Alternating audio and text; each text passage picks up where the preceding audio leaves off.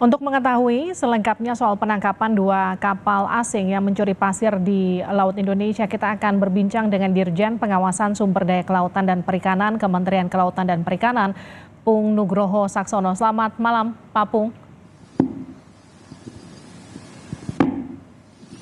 Selamat malam, Mbak Liviana. Bapak, apa pengakuan para nakoda yang diperiksa? Sudah berapa lama mereka beraksi mencuri pasir di perairan Indonesia?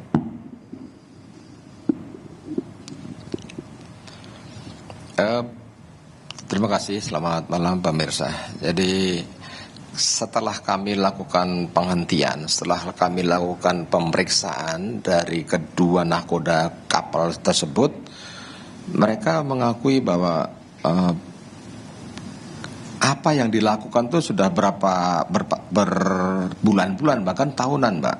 Jadi dari situ kami bisa pastikan kami punya pusdal, kami punya pantauan bahwa kapal tersebut sekali waktu masuk Indonesia memang ada di wilayah dia, tapi banyak juga yang di tempat kita dan itu bisa kami buktikan. Yang kedua, ketika kami lakukan pemeriksaan, kapal tersebut tidak memiliki dokumen sama sekali, yang terutama kapal yang YC. Jadi di situ kami sudah pastikan teman-teman semuanya praduga tak bersalah tersebut sudah bisa kita simpulkan, namun tinggal kita tetapkan kapan akan dilakukan penyidikannya.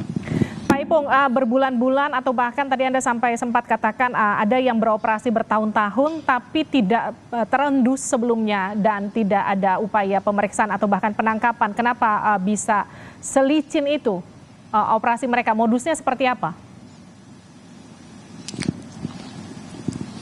Jadi modusnya mereka melakukan pengerukan itu kan ada di perbatasan, kadang di wilayah kita malam hari gitu. Malam hari mereka hanya 9 jam untuk memenuhi palkah kapal mereka itu. 9 jam bisa memenuhi 10.000 meter kubik, ya kan? Nah, kemudian ketika kapal kami ke sana, kapal itu sudah tidak ada. Begitu mereka pindah ke wilayah mereka kan kami tidak bisa apa-apa. Okay. Nah, modusnya lagi, mereka melewati alki, ya kan? Melewati alki sehingga peraturannya tidak bolehlah diperiksa atau apa. Namun, ketika kita mempunyai data yang otentik, ketika curiga dengan kapal tersebut bisa. Dan kami buktikan, ketika kami periksa kapal tersebut tidak memiliki izin sama sekali. Artinya ilegal. Baik, Pak Ipung, ini kan diinformasikan kapal di perusahaan yang kemudian tertangkap ini asal Malaysia memiliki 20 kapal pengeruk pasir yang juga serupa. Apakah semuanya 20 kapal ini juga ilegal, tidak punya surat-surat? Kami tidak bisa mengatakan semua tidak punya surat-surat. Artinya di dalam kasus dua ini yang kami tangkap dulu. Yang lain kami tidak tahu, posisinya juga mengisapnya di mana. Tapi dari pengakuan nakoda, mereka mempunyai kapal sedemikian banyaknya. Dan kalau kita hitung, tadi dibilang dalam 1 tahun itu kita bisa menghitung sekian ribu meter kubik, 250-an sekian, kali 20 kapal. Ya kan, ini kan kita bicara bagaimana pemerintah ini rugi terus, bagaimana pemerintah harus mengatur, bagaimana pemerintah harus dapat PNBP, ya. Karena ketika kita hanya diam saja, ketika pemerintah tidak mengatur, ya kita dicuri terus barang itu. Okay. Jadi ketika nanti sudah diterbitkan perizinan ataupun PNBP itu ada dimanfaatkan, itu kita bisa berdaulat di situ, Mbak. Gini Pak Ipung, kalau kita bicara soal kerugian negara dari aktivitas ini, sebesar apa Pak Ipung? Kalau dari 2 kapal, dari 1 kapal saja kita hitung dalam 1 tahun itu kurang lebih sekitar 300-an miliar 1 kapal.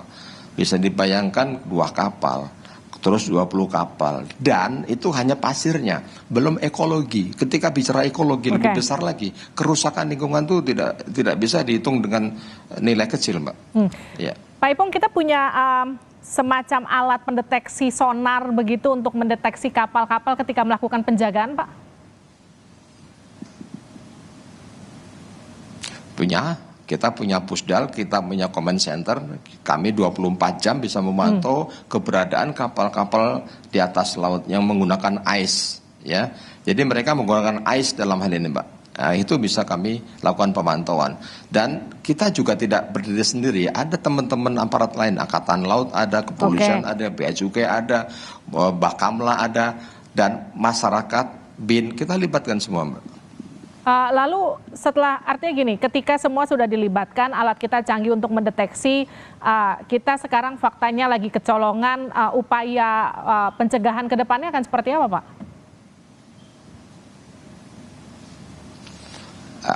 Terima kasih.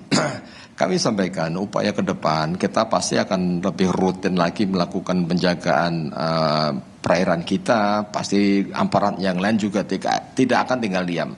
Masyarakat kami libatkan. Masyarakat ini banyak nelayan di tengah laut. Itu yang bisa menginformasikan kami. BIN itu juga banyak informasi, Mbak.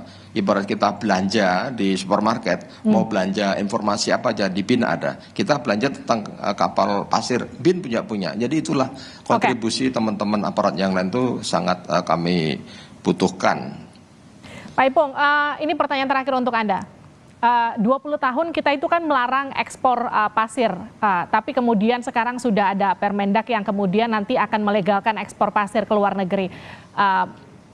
Apakah menurut Anda nanti ke depannya ketika ini sudah diterapkan, ini akan makin menyulitkan Anda dan kawan-kawan untuk melakukan pengawasan? Terima kasih. Justru disitulah KKP hadir, pemerintah hadir, 20 tahun kita tidak melakukan ekspor, namun dicuri. Ya kan 20 tahun kita ketika kehilangan pasir sudah berapa ribu juta meter kubik.